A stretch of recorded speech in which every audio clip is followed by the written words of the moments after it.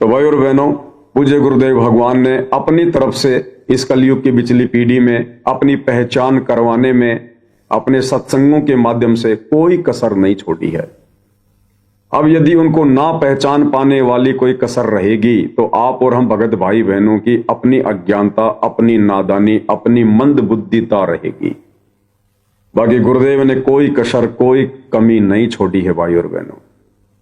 और वैसे भी इस काल के किस ब्रह्मांड में आकर, काल के लोक में आकर, काल की छाती पर बैठकर और उसी के विरुद्ध सच्चा ज्ञान प्रचार करना, उसके भोजन को उसके मुख से छीनना, ये भाई और बहनों किसी सामान्य व्यक्ति का, सामान्य संत का, महात्मा का काम नहीं है। ये काल बली 21 ब्रह्मांड का राजा है, राजा। जैसे जंगल का राजा शेर होता है, शेर, और शेर के मुंह से निवाला छीनना ये जंगल के अन्य किन्हीं जानवरों के बस की बात नहीं है, क्योंकि बाकी सभी उससे डरते हैं, थर्राते हैं, उससे कांपते हैं। अगर शेर आ जाए तो अन्य जानवर चाहे कितना ही खूंखार क्यों ना हो, यदि वो भोजन कर रहा है, कोई शिकार करके, वो छोड़कर भाग जाता है। इसी प्रकार ये कालबली 21 ब्रह्मांड का राजा है और आप और हम इस जंगल के सामान्य प्राणी हैं, तुच्छ प्राणी हैं। भला शेर का सामना कोई 21 ब्रह्मांड का प्राणी कर सकता है? काल का सामना कर सकता है कोई? तो भाई और बहनों, इसी प्रकार सतगुरु रामपाल जी परमेश्वर ये अध्यात्म के बब्बर शेर हैं, बब्बर शेर, केहरी। और ये 21 ब्रह्मांड का स्वामी काल ये भी कम नहीं है। परमेश्वर ने इसको गजराज की संज्ञा दी। गजराज यानी हाथियों में सर्वश्रेष्ठ, सर्वशक्तिमान। परंतु जब वो केहरी शेर चिंघाड़ता है, दहाड़ता है, तो परमेश्वर ने बताया वो गजराज भी लीद कर देता है, लीद, और वहां से भाग उठता है। तो भाई और बहनों, सतगुरु रामपाल जी परमेश्वर जी को हम कोई सामान्य व्यक्ति, प्राणी या साधु या मां के गर्भ से 8 सितंबर 1951 को जन्म लेकर आया हुआ कोई प्राणी ना समझें, मानुष समझने की भूल ना करें, अन्यथा ये भूल आप और हम पर बहुत भारी पड़ेगी, बहुत भारी। युगों युगों हम भयंकर कष्टों से गुजरेंगे फिर। और उसके लिए गुरुदेव भगवान ने सत्संग किए हैं ताकि हम ये अपनी कमी पूरी कर लें इस कलयुग की पिछली पीढ़ी में। और गुरुदेव ने हर प्रकार से सत्संगों में अपने परमेश्वर होने के विषय में पुख्ता जानकारी, पुख्ता प्रमाण दिए हैं। देखो भाई और बहनों, परमेश्वर की जिम्मेदारी इस काल के लोक में आकर, इस काल ने जो ज्ञान का अज्ञान बना रखा है, धर्मशास्त्रों में आधा अधूरा ज्ञान इसने लिखवा कर उसका कुप्रचार करवा रखा है। दुनिया भर के अपने दूत, साधु संत, महात्माओं के रूप में भेज रखे हैं, जो केवल अर्थों का अनर्थ करते हैं, ज्ञान का अज्ञान करते हैं। परमेश्वर ने आकर हमें सत ज्ञान दिया, शास्त्रों की जानकारी दी, धर्म कर्म की जानकारी दी। अब भाई और बहनों, अब भी अगर हम नहीं समझेंगे, क्योंकि परमेश्वर की, सतगुरु रामपाल जी भगवान की जिम्मेदारी अपने खुद के सत्संगों को समझाने की नहीं है। सतगुरु की जिम्मेदारी केवल धर्मशास्त्रों का सार, निष्कर्ष निकाल कर देने की थी, और गुरुदेव ने उसमें कोई कसर नहीं छोड़ी है। हर धर्म के धर्म ग्रंथ का पूरा विवरण जो हमारे मतलब का है, परमेश्वर ने निकाल कर रख दिया। चारों वेद, गीता, कुरान, बाइबल, तोरेत, जबूर, इंजल, गुरु ग्रंथ साहिब और अन्य छोटे मोटे संत, महात्मा, साधु, ऋषि, जो अज्ञानता के कारण आप और हम भोले भाले जीवों में महात्मा बने बैठे थे, ऋषि बने बैठे थे, परमेश्वर ने सभी की पुस्तकें, सभी के प्रवचन सुनाकर, दिखाकर निष्कर्ष दे दिया कि धरती पर किसी के पास सत्संग नहीं है। यहां कोई सत्संग कर ही नहीं सकता, कोई सच कहने की हिम्मत कह ही नहीं सकता। यहां सत्संग करने के लिए कबीर भगवान स्वयं तत्वदर्शी संत का चोला धारण करके, रूप धारण करके स्वयं ही सतलोक से चलकर आते हैं। वे स्वयं ही सत्संग कर सकते हैं, सच कह सकते हैं, और उसके बाद उनसे परिचित, उनके शरण में आने के बाद उनके बच्चे सच कह सकते हैं। अन्यथा 21 ब्रह्मांड में सच कहने की यहां किसी की औकात नहीं है और ना किसी को यहां सच का पता है। तो भाई और बहनों, गुरुदेव ने एक सत्संग के माध्यम से बखूबी अपनी पहचान करवाने की पूरी कोशिश की है। अब हम कितना पहचानेंगे, कितना समझेंगे उनके संकेतों को, उनके सत्संगों को, ये आप और हमारे संस्कार और हमारी बुद्धि स्तर के ऊपर निर्भर करता है। तो शॉर्ट वीडियो में एक छोटा सा सत्संग पूज्य गुरुदेव भगवान का, लगभग 20 से 25 सेकंड का, और गुरुदेव भगवान ने यहां पर काल के विषय में यह जानकारी देते हुए कि वो गुप्त रहता है, गुप्त। और गुरुदेव ने कहा कि वो गुप्त क्यों रहता है? क्या बाप, क्या एक पिता अपने संतान से छुप के रहना चाहेगा? क्या एक बाप अपने संतान से छुप के रहता है? वो बाप, वो पिता अपने संतान से छुप कर रहेगा जिसमें कोई खोट है, जिसमें कोई दोष है।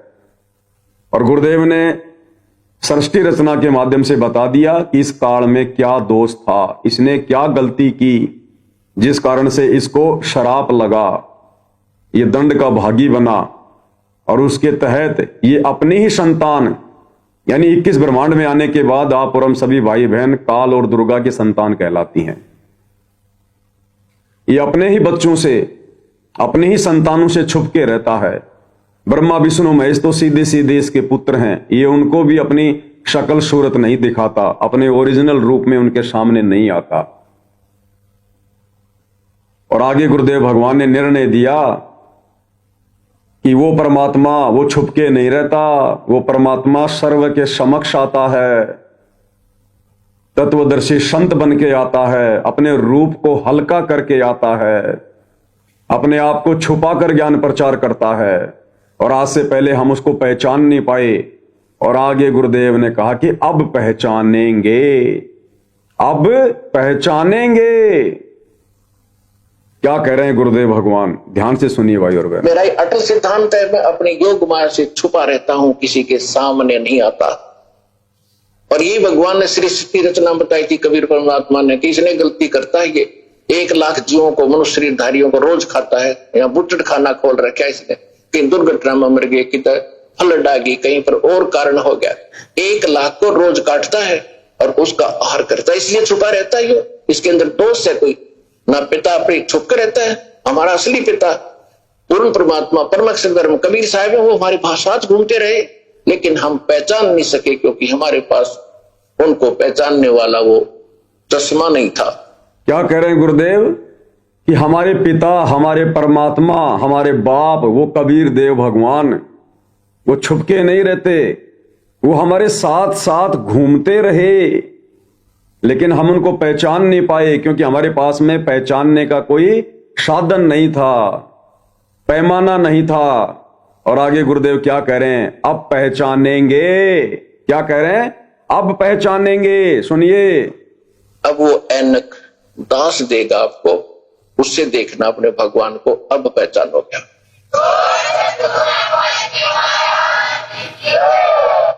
तो गुरुदेव कहते हैं अब वो ऐनक, अब वो चश्मा, तत्व ज्ञान रूपी चश्मा, ये दास आपको देगा, अब पहचानोगे आप, अब पहचानोगे। तो भाई और बहनों, वो ऐनक, वो चश्मा आप और हमें मिल चुका है।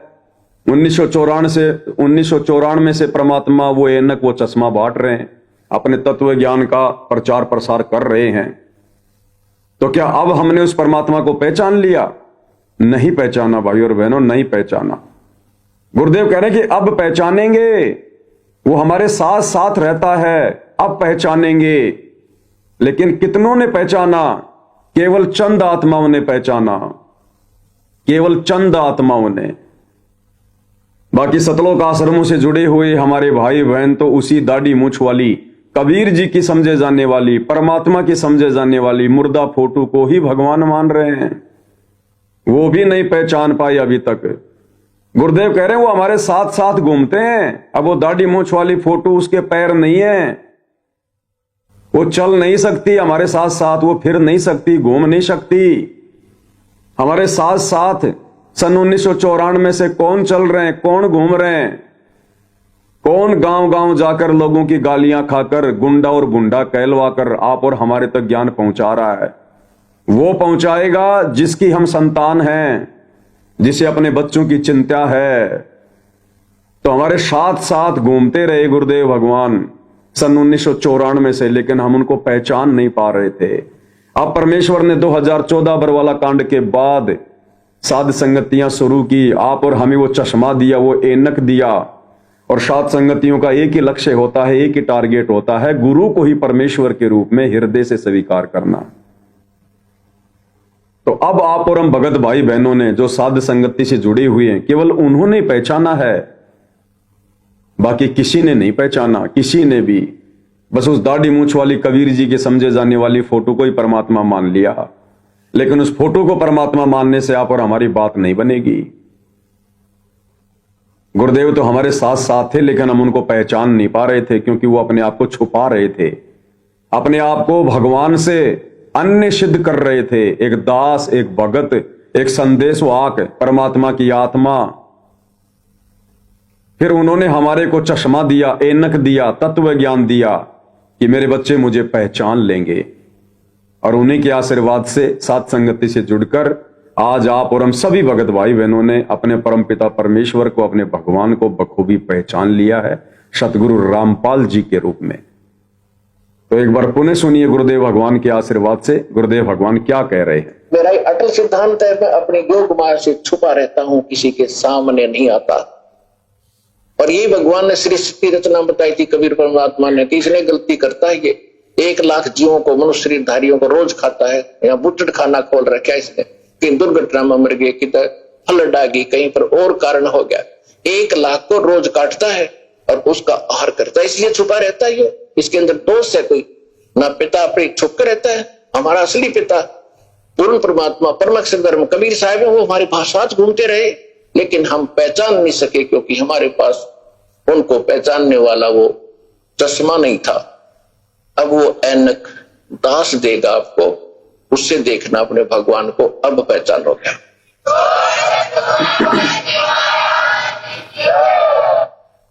अभी सत्संग को सुनकर बहुत सारे भगत भाई बहन कह सकते हैं कि जी वो परमात्मा तो कबीर जी हैं, गुरु जी तो हमें उसकी फोटो भी दिया करते थे नाम दीक्षा के समय, दाढ़ी मूंछ वाली, कि बच्चों इस फोटो को अपने घर में रखना, अपने दरबार में रखना। तो गुरु जी ने जिस कबीर भगवान की पहचान करवाई है वो तो दाढ़ी मूंछ वाले कबीर जी हैं। और दाढ़ी मूंछ वाली फोटो के विषय में गुरु जी कह रहे हैं कि बच्चों तुम अब पहचानोगे अपने कबीर भगवान को, अब पहचानोगे तुम अपने कबीर भगवान को। तो भाई और बहनों, गुरुदेव भगवान हमें उस दाढ़ी मूंछ वाली फोटो के विषय में नहीं कह रहे हैं, इस बहम में मत रहना। उस दाढ़ी मूंछ वाली फोटो को तो गुरुदेव भगवान ने रिजेक्ट कर दिया, रिजेक्ट कर दिया मालिक ने। क्या कहकर? एक सत्संग में गुरुदेव ने बिल्कुल क्लियर कर दिया कि हम जो चित्र देखते हैं प्रभु का, कौन सा? दाढ़ी मूंछ वाला। कि हम जो चित्र देखते हैं प्रभु का, ऐसा रूप नहीं है, ऐसा रूप नहीं है। वो तो किसी भी रूप में कभी भी आकर प्रकट हो जाता है, अपनी आत्माओं को ज्ञान देता है, शतलोक की जानकारी देता है। तो गुरुदेव ने कहा ना कि अब पहचानेंगे अपने परमात्मा को। तो 90% संगत ने तो दाढ़ी मूंछ वाली कबीर जी की समझे जाने वाली फोटो को ही परमात्मा मान लिया, परमात्मा को नहीं पहचान पाए कि सतगुरु रामपाल जी ही कबीर भगवान है, परमेश्वर है, परमात्मा है, नहीं पहचान पाए। और ये मान लिया कि गुरु जी हमें जो फोटो दिखा रहे हैं बस यही कबीर जी है, और उसी के ऊपर आश्रित हो गए। और गुरुदेव करें अब पहचानेंगे, अब पहचानोगे। अगर वही फोटो होती कबीर भगवान तो गुरु जी ये क्यों कहेंगे कि अब पहचानोगे? अरे वो पहचान तो गुरु जी करवा ही रहे। सन 1994 से गुरु जी वो फोटो दिखा रहे हैं हमारे को कि बच्चों ये कबीर भगवान है, ये कबीर भगवान है। तो भगवान को तो हमने पहचान लिया, वो फोटो हमने देख ली, हम सब जानते हैं कि कबीर जी की फोटो है, कबीर जी की फोटो है। फिर गुरु जी क्यों कह रहे हैं कि अब पहचानोगे? तो फिर वो दाढ़ी मूंछ वाले कौन थे फिर, जो गुरु जी कह रहे हैं कि भगवान को तो तुम अब पहचानोगे? तो परमेश्वर वे स्वयं हैं, परमात्मा वे स्वयं हैं। और उस दाढ़ी मूंछ वाली फोटो को उन्होंने रिजेक्ट कर दिया। रिजेक्ट क्या कहकर, ध्यान से सुनिए भाई और बहनों, बड़ा अनमोल सत्संग है। क्या कह रहे हैं भगवान? अपने आत्माओं अब तो ये दास बैठा है, यदि यहां परमात्मा इसी मानव शरीर तो है ही उनका, क्योंकि बनारस में 120 वर्ष रहे, और अब भी वो आ जाते। जो हम चित्र देखते हैं प्रभु का, ऐसा चित्र नहीं है। वो तो ना जाने कितने स्वरूप है उस मालिक के, वो किसी भी रूप में आकर के अपना ज्ञान बताता है, अपनी प्यारी आत्माओं को अपने चरणों में लगा के भक्ति करवा के सतलोक ले जाता है। तो क्लियर कर दिया भाई और बहनों गुरुदेव भगवान ने। इस दाढ़ी मूंछ वाली फोटो को गुरुदेव भगवान ने बिल्कुल रिजेक्ट कर दिया। रिजेक्ट। तो बताओ सतलोक आश्रमों से जुड़े हुए भाई बहनों, तुम किसे भगवान मानकर पूज रहे हो? तुमने क्या पहचाना? अरे कुछ भी तो नहीं पहचाना। तुम जिस दाढ़ी मूंछ वाली फोटो को कबीर मान के पूज रहे हो, जून के महीने में कबीर प्रगट दिवस मना रहे हो, गुरुदेव ने तो रिजेक्ट कर दिया कि प्रभु ऐसा नहीं है जो हम चित्र देख रहे हैं। वो तो ना जाने किस रूप में आ जाते हैं अपनी आत्माओं को ज्ञान देने के लिए। एक बार ध्यान से सुनो भाई और बहनों, इसलिए गुरुदेव कह रहे हैं कि अब पहचानोगे भगवान को, अब पहचानोगे। ध्यान से सुनिएगा। अपने आत्माओं अब तो ये दास बैठा है, यदि यहां परमात्मा इसी मानव शरीर तो है ही उनका, क्योंकि बनारस में 120 वर्ष रहे, और अब भी वो आ जाते। जो हम चित्र देखते हैं प्रभु का, ऐसा चित्र नहीं है। वो तो ना जाने कितने स्वरूप है उस मालिक के। जो हम चित्र देखते हैं ऐसा चित्र नहीं है परमात्मा का, ऐसा रूप नहीं है। तो गुरुदेव ने बिल्कुल क्लियर कर दिया कि ये दाढ़ी मूंछ वाली फोटो परमात्मा नहीं है, कबीर जी नहीं है, और कह दिया कि अब पहचानोगे अपने परमात्मा को, वो तो तुम्हारे साथ साथ ही घूमता है। तो फिर किसको पहचानेंगे? दाढ़ी मूंछ वाली को तो रिजेक्ट कर दिया, जिसको संगत अपना कबीर भगवान मान के बैठी थी। और गुरुदेव कह रहे कि अब पहचानोगे। तो बताओ फिर और बच कौन गया पहचानने के लिए? अब बच गए सतगुरु रामपाल जी। तो कौन हुए सतगुरु रामपाल जी? स्वयं कबीर भगवान, कबीर परमात्मा, आत्मा के पिता परमेश्वर। तो ये है वो बंदी छोड़, वो परमात्मा, सतगुरु, भक्ति मुक्ति का दाता, जिसको ना पहचान कर आप और हम भाई बहन असंख्य युगों से इसी काल के लोक में धक्के खा रहे थे, 84 लाख योनियां भोग रहे थे। सन 1994 से वर्तमान समय तक परमेश्वर को इतना संघर्ष केवल इसी बात के लिए करना पड़ रहा है, ज्ञान देने के लिए नहीं, अपनी पहचान करवाने के लिए। अरे ज्ञान तो वही था जो परमेश्वर ने 1994 से 1997 तक दिया। सारा ज्ञान, सारे सत्संग, सारा निष्कर्ष गुरुदेव ने 1994 से 2000 तक के सत्संगों में दे रखा है। उसके बाद गुरुदेव ने आप और हमें शास्त्रों से परिचित करवाने के लिए ये वेद, गीता, कुरान, पुराण, बाइबल ये दिखाने पड़े। अन्यथा गुरुदेव ने जो सत्संग किए हैं 1994 से सन 2000 तक, रियल सत्संग तो वही हैं, और उन्होंने क्लियर कर रखा उन सत्संगों में। अब भी यदि हम नहीं पहचानेंगे और अपने गुरु को एक मानुष मानते रहेंगे और परमात्मा उसी कागज के टुकड़े को मानते रहेंगे, दाढ़ी मूंछ वाली फोटो को, फिर हमारा कैसे भला होगा? हम कैसे अपने घर जा पाएंगे अगर परमात्मा की पहचान नहीं हुई तो? अगर हमें यही विश्वास नहीं बना, क्योंकि जिसको हम कबीर भगवान मान के बैठे थे उसको तो गुरु जी ने रिजेक्ट कर दिया कि ऐसा चित्र नहीं है परमात्मा का, उनका रूप ऐसा नहीं है। बताओ फिर और कौन भगवान बच गया? फिर तो सतगुरु रामपाल जी बच गए, ये तत्वदर्शी संत बच गया। तो कौन हुआ कबीर भगवान? ये स्वयं हुए, स्वयं। एक बार फिर से पूरा सत्संग सुनिए भाई और बहनों। और आगे गुरुदेव भगवान कह रहे हैं कि अब ये आप लोगों ने सोचना है, ये आप लोगों ने देखना है, आप लोगों ने सोचना है। अब आप इस बात को पहचान कर कैसा व्यवहार करोगे दास के साथ में। पुण्यात्माओं, अब तो ये दास बैठा है, यदि यहाँ परमात्मा इसी मानव शरीर तो है ही उनका, क्योंकि बनारस में 120 वर्ष रहे, और अब भी वो आ जाते। जो हम चित्र देखते हैं प्रभु का, ऐसा चित्र नहीं है।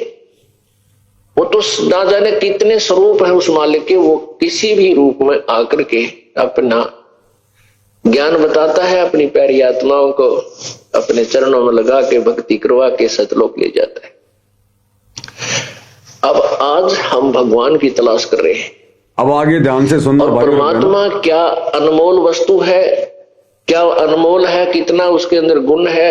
यदि आज हमें वो मिल जाए, आपके सामने आ जाए, तो आपकी क्या स्थिति होगी? एक बार सोचना, जो भक्त आत्माएं हैं गहराई से सोचे। क्या करें गुरुदेव भगवान कि हमें भगवान की तलाश, हमें परमात्मा की तलाश, उसके लिए हम भटक रहे हैं। और अगर आज वो परमात्मा आपके सामने आ जाए, आपसे बातें करे, आपको सत्संग सुनाए, तो आप आत्माओं की कैसी स्थिति होगी? गुरुदेव कह रहे हैं एक बार जोर देकर सोचो, जो पुण्य आत्माएं हैं, एक बार जोर देकर सोचो। यानी भाइयों और बहनों, गुरुदेव भगवान ये तो कह नहीं रहे कि मैं कबीर हूं, मैं परमात्मा हूं, लेकिन संकेतों में कहने में कोई कमी नहीं छोड़ रहे। और उस कागज वाली फोटो को रिजेक्ट करके कि प्रभु का ऐसा चित्र नहीं है, ऐसा रूप नहीं है, और स्वयं को कबीर भगवान सिद्ध कर दिया। और कह रहे हैं जिस भगवान के लिए हम भटक रहे हैं युगों युगों से, अब वो भगवान अगर तुम्हारे सामने आ जाए, तो पुण्यात्माओं उस परमात्मा के साथ में तुम कैसा व्यवहार करोगे? और आगे गुरुदेव कह रहे हैं मान लो इस आश्रम में इस दास की जगह वो कबीर भगवान आ गए और आपके सामने बैठ के सत्संग कर रहे हैं। अब बताओ तुम्हारी कैसी स्थिति होगी? फिर इस दास के साथ में, अपने गुरु के साथ में तुम कैसा व्यवहार करोगे? फिर क्या फिर भी उस कागज की मुर्दा फोटो को भगवान मान के पूजोगे? उसका कबीर प्रकट दिवस मनाओगे? उसी को अपने दरबार में रखोगे? जब ये पता चल जाए कि हमारा गुरु ही कबीर भगवान है। ध्यान से सुनो भाई और बहनों। अब जैसे भूखे को भोजन सामने मिल जाए और निर्धन को सामने धन की थैली नजर आवे, तो कैसी तड़फ होगी उसकी। प्यासे को पानी मिल जावे तो कैसी श्रद्धा करेगा, टूट कर पड़ेगा उसके ऊपर। धन है तो ठाकर सीने का न्यू देख कर भाग लेगा, छुपा जो कि इसने कोई देख ना ले। और सामने भोजन है तो ऐसी सब टूट के पड़ जाएगा, फटाफट खाएगा, अपनी जान बचाएगा। ऐसे ही हमें जब परमात्मा आज मिल जावे, आपके सामने आ जावे, क्योंकि हम उसी की तलाश में तो भटक रहे हैं, तो आपकी कैसी श्रद्धा होगी ये आप अपने अपने स्तर से सोच सकते हैं। अब वो भगवान यहां आ जाए, अरदास के स्थान पर बैठकर सत्संग करने लग जाए, क्योंकि ज्ञान तो देना ही पड़ेगा। क्या कह रहे हैं गुरुदेव? अब वो भगवान यहां आ जाए और दास के स्थान पर बैठ के सत्संग करने लग जाए, क्योंकि ज्ञान तो देना ही पड़ेगा, क्योंकि ज्ञान तो देना ही पड़ेगा। यानी कबीर भगवान भी आएगा तो ज्ञान ही देगा। तो सोचो फिर हमारे गुरुदेव कौन है? ज्ञान ही तो दे रहे हैं। वो दाढ़ी मूछ वाली फोटो हमें कोई ज्ञान थोड़ी दे रही है, सत्संग थोड़े सुना रही है, हमारी शंकाओं का समाधान थोड़ी कर रही है। उस दाढ़ी मूछ वाली फोटो से तो लाखों गुना बड़ा और महान ये तुम्हारा भाई पवन दास है, जो आप लोगों की शंकाओं का समाधान कर रहा है, आप लोगों को गुरु की महिमा बता रहा है। अरे उस दाढ़ी मूछ वाली फोटो के बजाय तो अगर मुझ पवन दास के लाइव वीडियो देखो, साथ संगति से जुड़ो, तो लाखों गुना ज्यादा आपको बेटर रिजल्ट मिलेगा, लाखों गुना ज्यादा बेटर। तो गुरुदेव कह रहे हो भगवान आ जावे और अपना ज्ञान देवे, क्योंकि ज्ञान तो देना ही पड़ेगा। तो भगवान आएगा तो ज्ञान ही देगा ना। अरे मान लो वो दाढ़ी मूछ वाला कबीर भी आएगा तो वो भी तो ज्ञान ही देगा, बिना ज्ञान के लेके जाएगा क्या सतलोक? तो सतगुरु रामपाल जी 1994 से वो तत्व ज्ञान ही तो दे रहे हैं, वो दुनिया से न्यारा ज्ञान ही तो दे रहे हैं, शास्त्र प्रमाणित ज्ञान ही तो दे रहे हैं, जो 21 ब्रह्मांड का ज्ञान नहीं है। तो कौन दे सकता है? वो कौन दे रहा है? सतगुरु रामपाल जी दे रहे हैं, ये स्वयं कबीर भगवान दे रहे हैं। और दाढ़ी मूछ वाली फोटो को रिजेक्ट कर दिया। समझदार आत्माओं के लिए संकेत ही काफी है। ये परमात्मा ऐसा नहीं है जैसा तुम इन चित्रों में देख रहे हो। तो बताओ फिर हमने क्यों परमात्मा मान लिया उस दाढ़ी मूछ वाले को? सिर्फ इसीलिए कि बार बार हमें गुरुदेव वो चित्र दिखा रहे हैं, आश्रमों में वो चित्र लगा रहे हैं। अरे वो तो उनकी मजबूरी है। अरे जब तक सतगुरु रामपाल जी के शिष्य, उनके भगत सतगुरु रामपाल जी को ज्ञान को आधार बनाकर कबीर भगवान नहीं मानेंगे, हृदय से स्वीकार नहीं करेंगे, तो सतगुरु रामपाल जी की तो मजबूरी है किसी और को कबीर भगवान बताना, किसी और को परमात्मा बता के सत्संग सुनाना। और जिस दिन इस ज्ञान को आधार बनाकर हम अपने गुरु को परमात्मा मान लेंगे, फिर आगे गुरुदेव को कोई जरूरत नहीं है दाढ़ी मूछ वाली फोटो को भगवान बताना या उसका प्रकट दिवस मनाना। फिर क्या आवश्यकता रह जाएगी जब हमने ओरिजिनल कबीर को पहचान लिया, अपने गुरु को ही कबीर मान लिया? फिर क्यों गुरुदेव जून के महीने में कबीर प्रकट दिवस मनाएंगे? अरे जैसे 2014 बरवाला कांड है, उसके बाद आप और हम भगत भाई बहनों ने कबीर जी को परमात्मा मान लिया। और देखो भाई और बहनों, कबीर जी को परमेश्वर मानने की, यानी सतगुरु रामपाल जी को परमेश्वर मानने की, कबीर भगवान मानने की प्रोसीजर ये कैसे शुरू हुई आप लोगों को पता है? सन 2018 में राजस्थान के जयपुर से ये दास पवन दास, साथ में अपने कजोड़ भाई और साथ में अपने रूपदास भाई, जो कि जयपुर में नाई की दुकान है उनकी, हम तीनों आत्माएं राजस्थान के देवली में साध संगति में गए थे। और वहां से साध संगति पूरी करके रूपदास भगत जी की मारुति 800 गाड़ी थी, उसमें हम गए थे तीनों भाई। और जब हम वापस आए तो एक जगह रास्ते में चाय पीने के लिए रुक गए, क्योंकि उस समय तो बाहर का खाना पीना हम लोग जो है वो किया करते थे। तो रास्ते में पता चला कि यहाँ की चाय बहुत फेमस है, लंबा लंबा कांच का गिलास था। तो रूपदास जी जो है वो चाय ज्यादा पीते हैं, नाई का काम है ना, बिना चाय पिए बिना काम होता नहीं उनसे इतना। तो वहां हम लोगों ने गाड़ी रोक ली साइड में, तीनों भाई चाय पीने लग गए। और गाड़ी में बैठे बैठे देखो रूपदास जी को परमात्मा ने प्रेरणा करी और कहा कि भगत जी, हम लोग क्यों उस दाढ़ी मूछ वाले को भगवान मान के उसका कबीर प्रकट दिवस मना रहे हैं? क्यों ना हम 2019 से अपने गुरु जी को ही कबीर भगवान मानकर, वे तो कबीर हैं ही, क्यों ना हम अपने गुरु जी का ही कबीर प्रकट दिवस मनाएं? क्योंकि भगवान तो दो नहीं हो सकते ना, भगवान तो एक ही है। चाय पीते पीते अचानक से परमात्मा ने उनको प्रेरणा की। तो बीच में फिर कजोड़ भगत जी बोले, भाई बात तो बिल्कुल सही है, भाई बिल्कुल सही बात है भाई, जो हमें ज्ञान दे रहा है, जो हमें नाम दे रहा है, हमें सत्संग सुना रहा है, हमारे लिए गालियां खा रहा है, संघर्ष कर रहा है, तो हमारे लिए तो वही हमारा भगवान हो गया। और अगर वो दाढ़ी मूछ वाला भगवान है तो फिर वो सामने क्यों नहीं आ रहा? फिर वो आकर सत्संग क्यों नहीं सुना रहा? वो फिर काल की तरह छुपके क्यों रहता है अगर वो दाढ़ी मूछ वाला ही भगवान है तो? और भाई और बहनों, ये पीछे जो गुरुदेव भगवान ने अभी बताया आपको कि पुण्यात्माओं, उस प्रभु का रूप ऐसा नहीं है। यानी गुरुदेव खुद दाढ़ी मूछ को रिजेक्ट कर रहे हैं, क्योंकि वर्तमान में संगत जिस फोटो को, जिस चित्र को भगवान मान के पूज रही है, उसके तो दाढ़ी मूछ हैं। और गुरुदेव ने कह दिया कि प्रभु का ऐसा चित्र नहीं है जो हम ये चित्र देख रहे हैं, प्रभु ऐसा नहीं है। इसका मतलब गुरुदेव ने क्लियर कर दिया कि वो दाढ़ी मूछ वाला नहीं है, वो कबीर भगवान, वो दाढ़ी मूछ नहीं रखता, वो बिना दाढ़ी मूछ के है। और दास ने तो 1 लाख रुपए की नगद घोषणा कर रखी है कि सतगुरु रामपाल जी का कोई भी भगत ये साबित कर दे कि सतलोक में कबीर परमात्मा के दाढ़ी मूछ है। और देखो गुरुदेव इस सत्संग में बिल्कुल क्लियर कर रहे हैं कि ऐसा चित्र नहीं है प्रभु का। एक बार फिर से सुनो भाई और बहनों, अपने आत्माओं, अब तो ये दास बैठा है, यदि यहां परमात्मा इसी मानव शरीर तो है ही उनका, क्योंकि बनारस में 120 वर्ष रहे, और अब भी वो आ जाते। अब सुनो, जो हम चित्र देखते हैं प्रभु का, ऐसा चित्र नहीं है। जो हम चित्र देखते हैं प्रभु का, ऐसा चित्र नहीं है। तो बताओ फिर संगत ने क्यों इसको कबीर भगवान मान लिया? गुरुदेव तो इसको रिजेक्ट कर रहे हैं, अपने सत्संग में रिजेक्ट कर रहे हैं। बहुत सारे भाई बहन कहते हैं ना कि भाई तुम लोग इस दाढ़ी मूंछ वाली फोटो को भगवान क्यों नहीं मानते, गुरुजी ने तो खुद बताया। तो गुरुजी तो खुद देखो रिजेक्ट भी कर रहे हैं। अभी रिजेक्ट वाली बात भी तो माननी पड़ेगी। अब गुरुजी ने इस फोटो को भगवान बताया, वो हमें समझ में आ गया, क्योंकि भाई शुरुआत में उनकी मजबूरी थी। अगर वे खुद को कबीर जी कहते तो कोई उनके सत्संग भी ना सुनता।